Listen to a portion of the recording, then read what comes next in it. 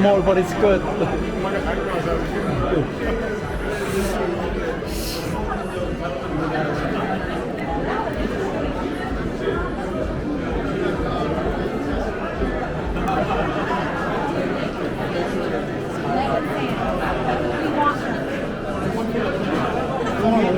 Eat, drink, take some good pictures, okay? Thank you.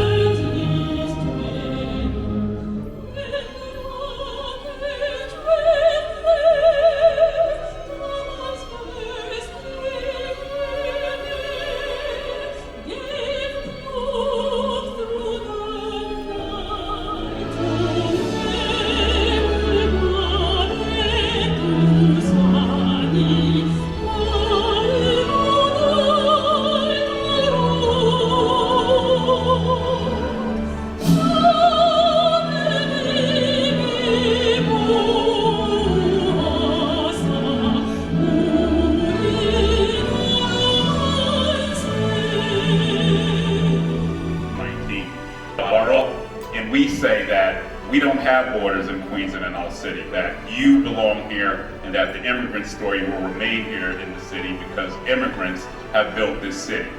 So at the same time, the ladders of opportunity remain intact. We want to talk about two things. Angion, right? Did I say that right? Safety. How do you say it? Angion. And Doyoung. Is that good? No. Doyoung. Prosperity. I forgot to say at the beginning.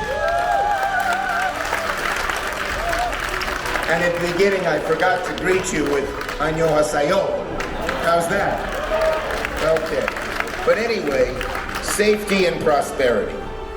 New York was at its crisis point under siege from the deadly virus. Korean American small business owners. My dad was a small business owner. He was an exterminator. He struggled his whole life, never went to college. His son is the first senator from Brooklyn and the majority leader, first from New York. What a great country we have. But I knew, because my dad was a small businessman and struggled. He was in an exterminating business. My sister once sent him home from the office smelling of the chemicals. But I fought hard to make sure that the PPP loans came to our Korean small business community.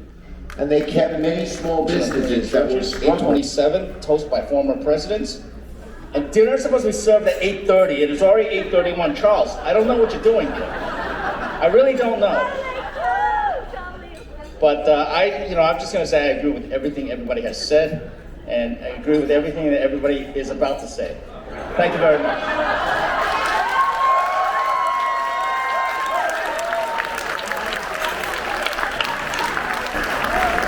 Really, thank you to this community.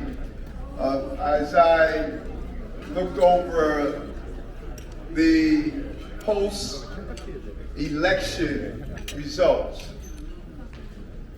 and how close the race was, and you looked at where my margin of victory came from, it was overwhelmingly clear that I was the candidate of choice for the Korean American community.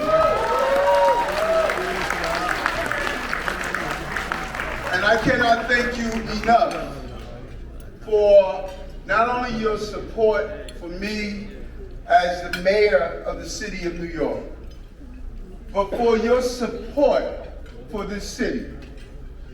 Koreatown, what you're doing in Queens, how you believe in the foundational things that everyday New Yorkers and Americans believe in.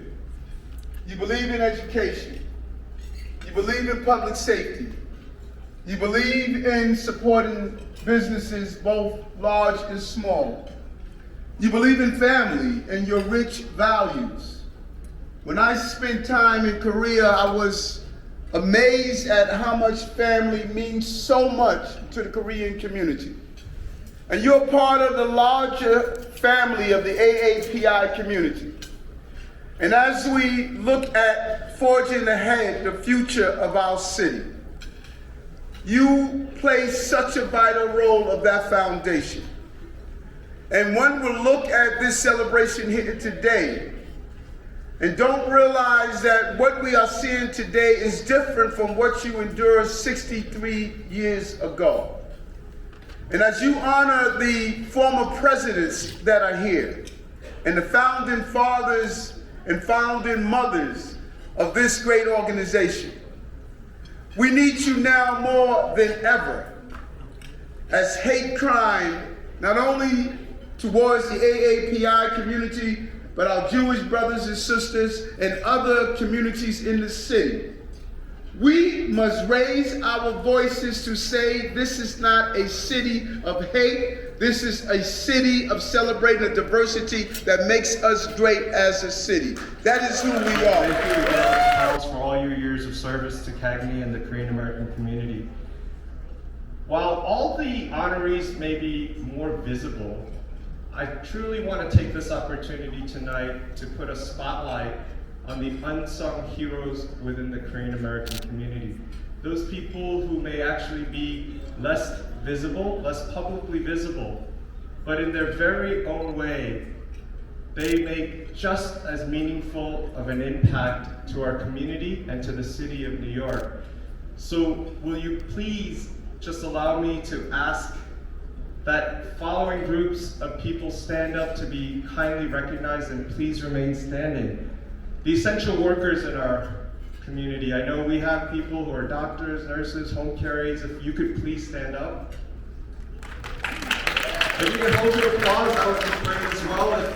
We have public servants and now elected officials. If you could also please stand up. And people who work in nonprofits and journalists, if you could also please stand up. We have anyone affiliated currently or in the past with any nonprofit, either as a board or advisory member, a volunteer, or a donor. If you could also all please stand up. Now I know some of you are not standing up, but if I could ask you to please stand up. And finally, as a tribute to my grandmother, any caregiver who allows their family members to go to work to pursue the American dream for their entire family, if you could also please stand up.